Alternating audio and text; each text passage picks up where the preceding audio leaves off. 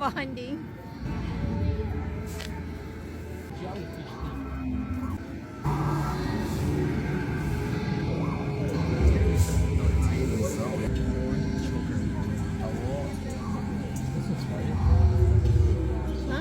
Looks pretty.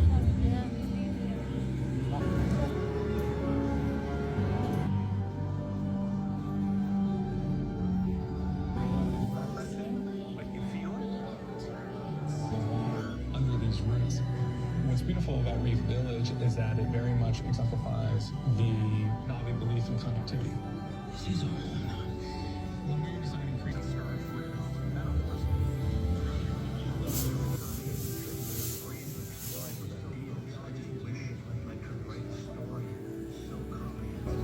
for the water sequences, that's what we had to figure out how to make some of these creatures fly underwater. And how are we going to do it? Are we going to use this thing called the generator and use underwater tests to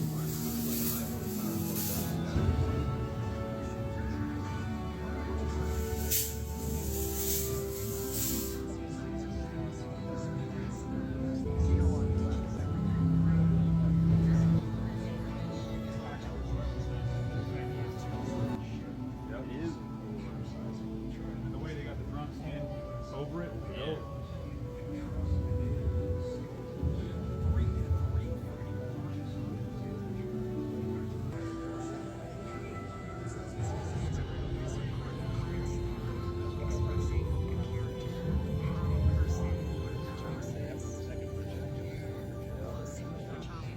That all these people have a different place in the clan. Which the clans live is extremely important to what they wear.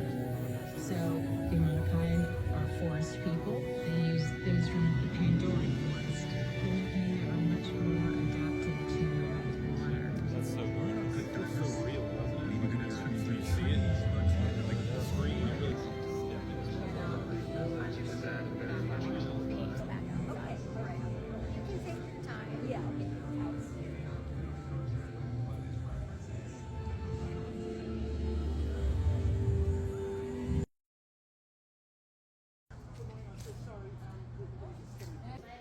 Thank you.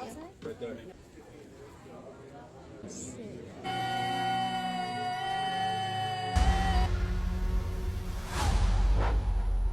The day has come.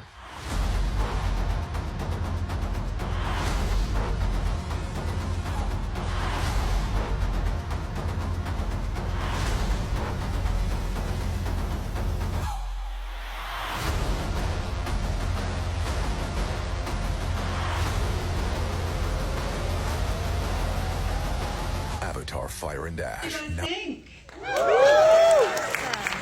Truly amazing, James Cameron.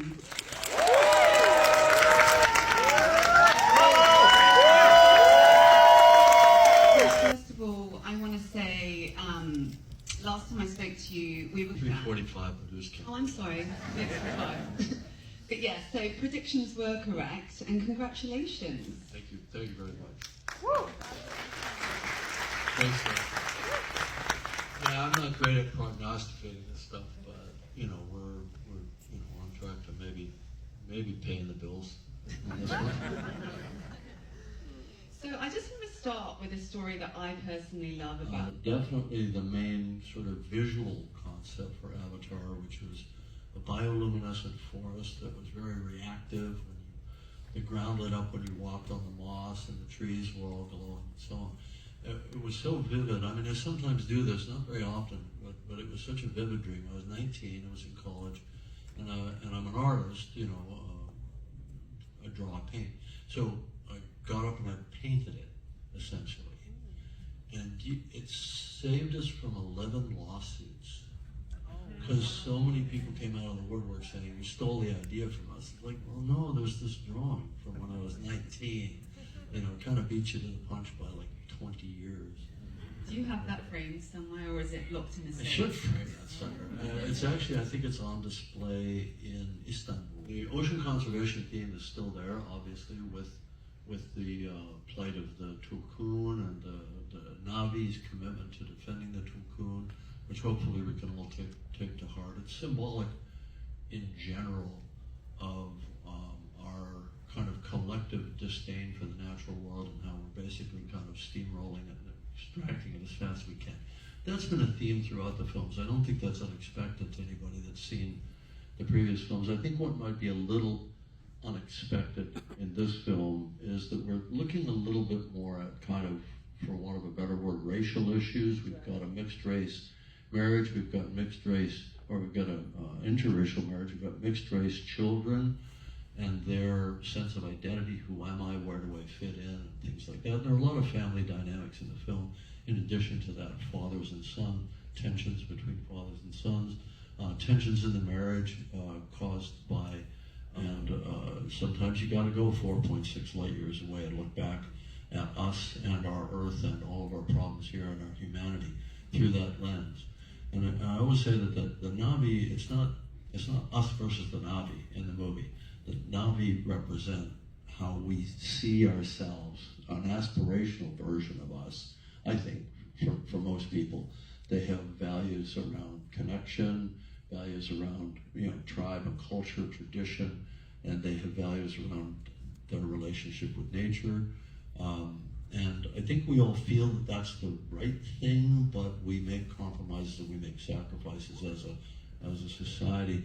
And then we see the kind of the worst aspects of ourselves, where those values and those impulses get overridden by greed. And then so the sky people, the humans, are the baddies, right? But the ironic thing with a 91, we knew that the key to it all was the close-up. If you believe the people, you'll go on the journey. So most of our development was around creating the facial performance pipeline. It was based on a new principle that hadn't been done before, which was image-based facial performance capture. And John just believed in the whole thing. He just always believed in the whole thing. I remember there was a point, probably 2.5 years into the production, where I just thought, we're doomed. It's not going to work. It's all a big kludgy prototype. It's not happening.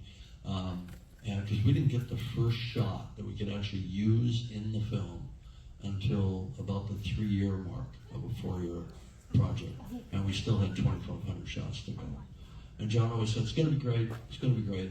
And he also had this infectious quality of being able to promote the film. He was just a classic promoter, right?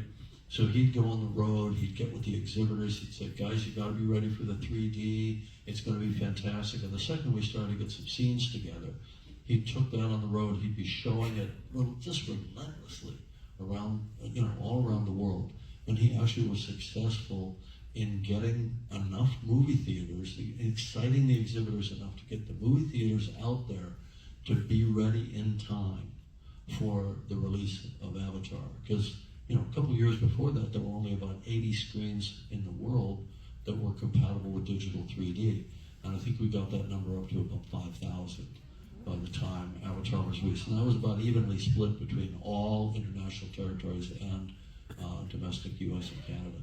So, it was absolutely a team.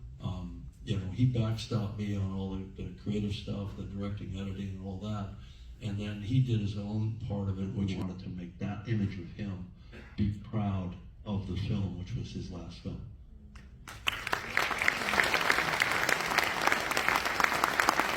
And not lost on us, by the way, that the film is about how we process grief and how we heal through it, by sticking together. Not lost on us at all. Something you talked about a little bit just then, done. You've released a documentary, the making of the Avatar films. And I don't know if you all saw a featurette before this. Yes, so I saw a featurette before I saw Avatar, Fire and Ash. And it's like a condensed version of that documentary, where we really get to understand just how much work goes into this, how much artistry, that this is a real actor-director experience that we're seeing. Now, can you tell, you've told me this before, but I'd love it if you could tell the good people here why you made that choice.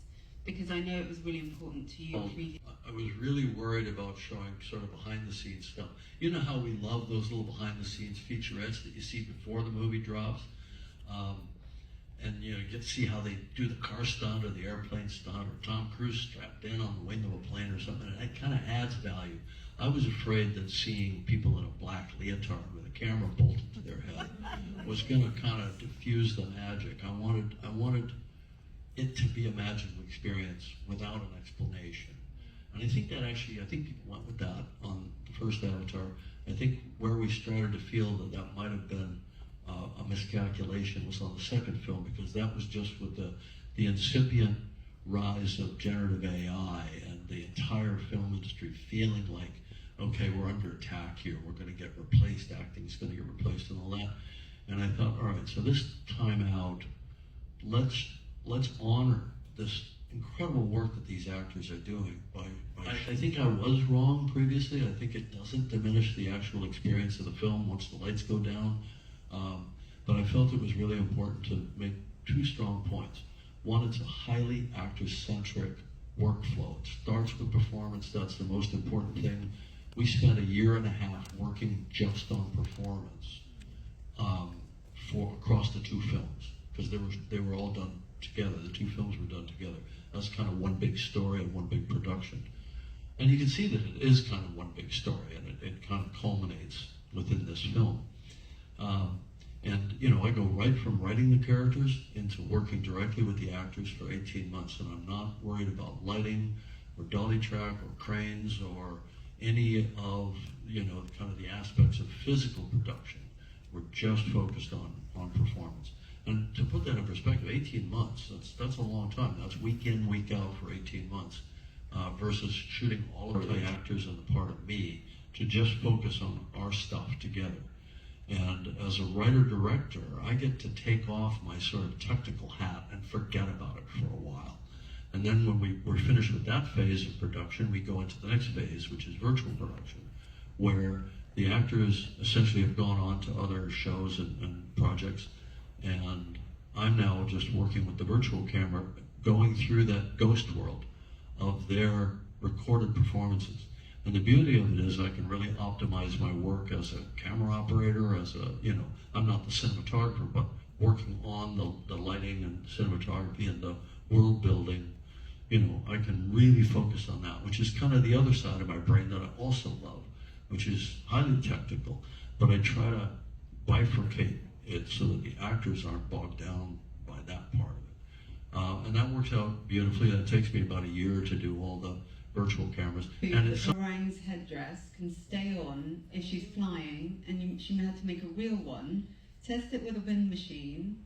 You've got two production designers, one of whom is creating a how to drive the boat manual as though it was real. And then you've also got Simon Franklin, your composer, making 3D brand new instruments, printing them at the level of reality that is behind this. And before you answer that, I also want to remind everyone... So far it's not a question, but I'll keep going because you're doing great. Before I get to the end of that question, everyone needs to go to stage 1 after this, because you're going to see some of Deborah L. Scott's costumes, her accessories, and some of the actual props from the film, and it's the last day of people that are at the absolute top of the talent tree. What's that been like? It's absolutely the most amazing process. It's one of the things that I love. I think in the hierarchy of things I love about this type of production is working with the actors first, because I create these characters and watching them and working with them and empowering them to bring them to life is number one. Number two is design. Because as an artist, I just absolutely love I'm able to hire the best artists in the world. I've got not one but two world-class production designers, and we do something a little curious, which is Ben Proctor, who's production designer number one, let's say. He's in charge of the entire human world, and so all of the hard surface model technology, all of the live-action sets, the medical scanners, the rotorcraft, the weapons, all the military hardware and all that. And then on the other side, it's like a celebrity death match, is Dylan Cole, who designs all the organic, sort of the world of Pandora, the forest, the undersea, the coral reefs, all the creatures. All the creature designers are under Dylan's aegis on that. And then Deborah Scott, who you mentioned, she actually spans both worlds. So she, in a funny way, she doesn't get that bifurcation in her mind. She has to create all of the human military costumes, everybody that you see on the base, everybody you see on the ship, including breathing masks that have to actually work when you take them underwater. We're putting a 15-year-old kid in a breathing mask, taking them down 20, 30 feet underwater. Stuff's got to work, right? So she had a lot of challenges. And then she also has to do the entire Not-V world. And to your point, and the exhibit space is fantastic, you get to see some examples of actual artisanal construction of costumes that in the film aren't the result of photography. They're CG, but in order to create them with that high level of reality that we all demand of ourselves on these films, she makes every costume. And it's either worn by the actor and who goes through how they gesture, how they move, or it'll be worn by a model who studies what the actor did in the scene and puts that costume through its paces, and we do video reference of how it moves, how it falls, how heavy it is, how it behaves in a strong wind stream, if they're going to fly a creature, you know, does that feathered headdress fall apart, fall off, or how does it ruffle in a wind stream? And we'll do the same thing underwater for the costumes of anybody that's going underwater. We'll put a wig on them that more or less approximates the character's hair, and we'll put them in the wardrobe, and we'll put them in an underwater wind tunnel that we built for this film. We also used it for performance capture, but we used it for testing. You know, I now look at it completely the other way. I'm proud to be making 3,000 jobs for people over a period of years.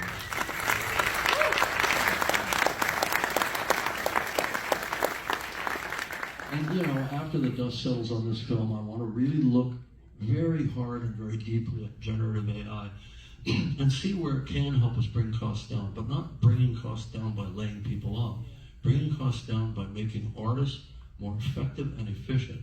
So I don't have to spend 4 years making an Avatar movie. I can do it in 2, and I can get on to the next one and the next one after that. Nobody loses a job in my worldview in that scenario. It's just our cadence of releasing the films increases, our throughput increases, and we're actually improving the overall economy of our business.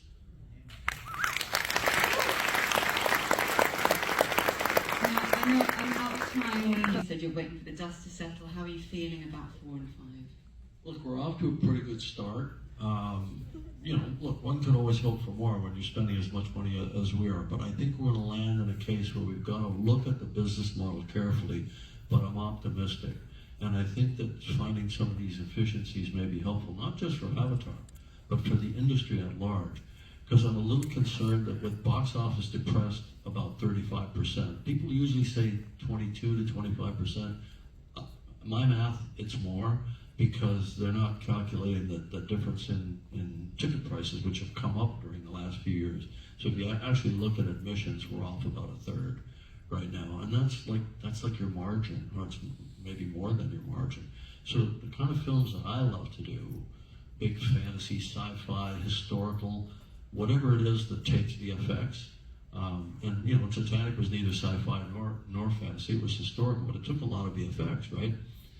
Those films are getting priced out, and they're not getting greenlit. And you know, look, I think Steven Spielberg and maybe me and maybe some of the guys who are directors, male and female, are going to be able to get that type of film greenlit still. But where's the me that was 25 years old trying to make the Terminator or Alien? How are they going to get a start? And so, you know, I think we do have to work. First of all, we have to work to defend the theatrical experience against further reduction. Very well said. Sorry, did you want to add anything? No, I mean, I think it's finding more efficient workflows, bringing VFX costs down, and protecting the theatrical. And I'm basically an optimist. I do believe we can do all that stuff, and we need to work together as a community to make that happen. Well, what an experience it's been having you here. Give it up for James. Thank you. I really appreciate it. This is the official and I know I've seen you. I've seen you a few times now. Thank you for everything for teaching us. Thanks, my copy.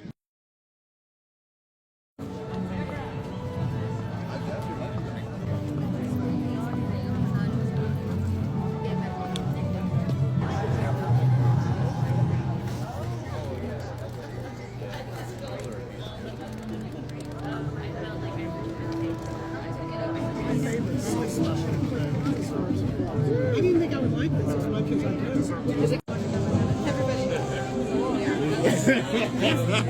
That's the favorite. Nah, Logan. You take it.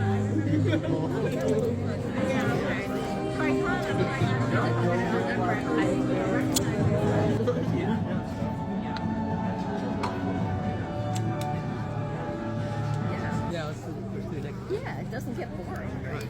My first time. Oh, yeah.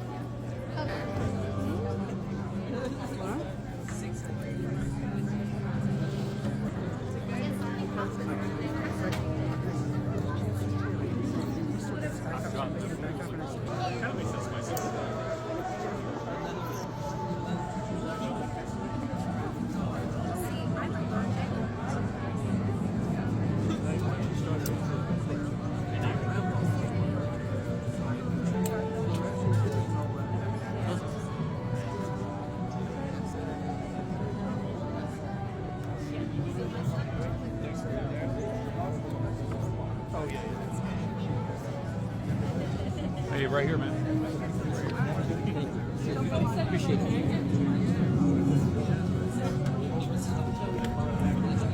Or just say, all right, stay in that moment, just go back to that. And just give me that again. And some of them like that, and others I can tell